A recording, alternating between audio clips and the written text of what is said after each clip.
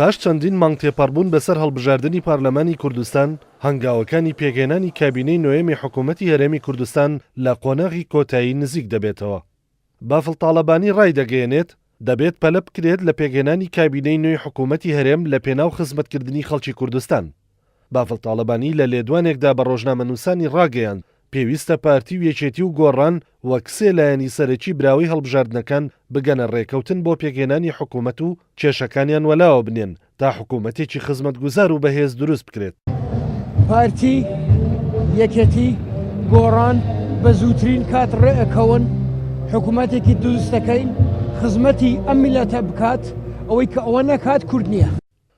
هاوکات لەبارەی ڕێکەوتنەکانی یەکێتی و پارتی و کۆبوونەوەی داهاتوو سعدی ئەحمەد پیرە ئەندامی مەکتەبی سیاسی یەکێتی بە ڕۆژنامەنووسانی ڕاگەیاند لە مانگی شوبات و پاشان لە مانگی ئادار یەکێتی و پارتی ڕێکەوتنی سیاسی و بنەماکانی پێکەوە کارکردنیان هەیە لە چەند ڕۆژی داهاتووش بۆ پێگەێنانی کابینەی نوێی حکوومەتی هەرێم کۆ دەبنەوە. کۆبنەوەی پەرلەمان دەبێت کاتێک کۆبنەوەی پەرلەمان دابخرێت کە ڕێکەوتنامەکە دەکرێت و دەڕۆن بۆ دەنگدان لەسەر هەموارکردنی یاسای سەرۆکایەتی و هەڵبژاردننی سەرۆک و ناوزەتکردنی سەرۆکی ئەنجومەنی وەزیرانی داهاتوو بۆ دەست بکات بە پێکهێنانی کابینەکە. کۆبنەوەی مەکتەبی هیچ کۆبنەوەی ئەو کۆبنەوەی داهاتووی بینی پارتی و یەکێتی بۆ ئیمزاکردنی پرۆتۆکۆلی پێکهێنانی حکوومەت.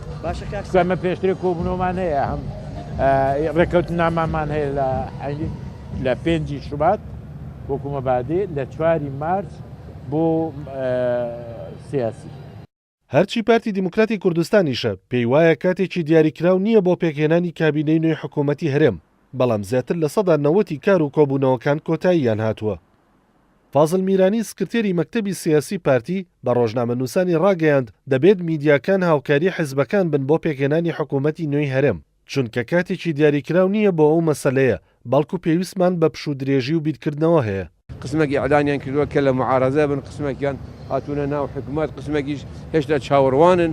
ئەمە هەموو پێکهاتەی حیزبەکانی کوردستان بەم شێوەیە زانی ئێوە شتەکان وەکو خۆی ببینەوە نەک وەکو ئێوە دەتانەوێت یان وەکو من دەمەوێت، چونکو خواستی ئینسان تشتێکە واقع شتێکی ترە. جێگیری سەرۆکی پەرلەمانی کوردستانیش ڕای دەگەیەنێت پەرلەمان بەشێک نییە لە کێشەکان و تێگەیشتنی هەیە بۆ گەیشتنی لایەنە سیاسیەکان بە ڕێکەوتنی پێگەێنانی کابینەی نوێی حکوومەتی هەرێم. هێمن هەورامی جێگیری سەرۆکی پەرلەمانی کوردستان بە ڕۆژنامەنووسانی ڕاگەیاند پەرلەمانی کوردستان دەرەنجامی هەڵبژاردننی پەرلەمانە کە لایەنەکان بەشداریان تێدا کردووە، بۆ یەکاتی پێویست لەبەر دەست لایەنەکان دەبێت بۆ ئەوەی بگەنە ڕێکەوتن بۆ پێکهێنانی کابینەی نوێی حکوومەتی هەرێم. پەرلەمانی کوردستان بەرەنجامی هەڵبژاردنێکە کە لایەنە سیاسیەکان و کیانە سیاسەکان بەشداریان تیا کردووە بۆیە ئەوەندەی کات پێویست بێ لەبەر بەرژەوەندی باڵای کوردستان کە هەموو لایەنەکان هەستکەن براوی تایە پەرلەمانی کوردستان ئامادەیە کاتی زیاتر بات، بەڵام ئینشاءالله زۆری پێناچێ چونکە ئێستا هەموو لایەنەکان بە تایبەتی لایەنە سەرەکیەکانی براوی یەکەم و دووەم و سێەم بەرەو ڕێککەوتنی کۆتایی ئەچن. لێدوانەکانی بەرپرسانی یەکێتی و پارتی لەبارەی پرسی پێگەێنانی حکوومەت لە کاتێکدایە کە دوای زیاتر لە 200 ڕۆژ لە هەڵبژاردننی پەرلەمانی کوردستان چاوەڕوان دەکرێت لە داهاتوویەکی نزیکدا ناکۆچەکان لەسەر پرسی دابشکردنی پۆستەکانی حکوومەتی نوێ بە تەواوی چارەسەر بکرێن و لایەنەکان هەنگاوی کردداری بۆ پێگەێنانی کابینەکە دەست پێ بکەن.